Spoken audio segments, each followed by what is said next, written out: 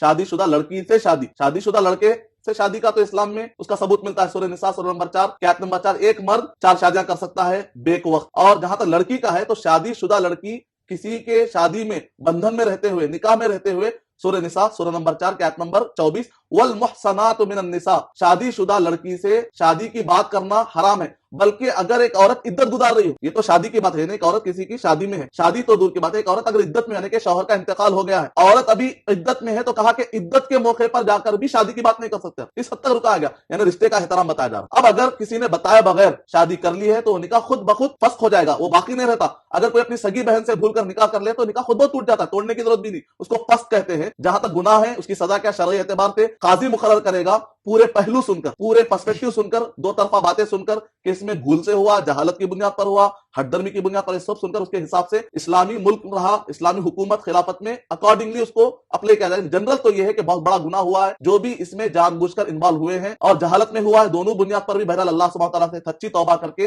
پھر لائف اچھی طریقے سے حلال طریقے سے دوبارہ شروع کی جا سکتی ہے, حلال طریقے پر.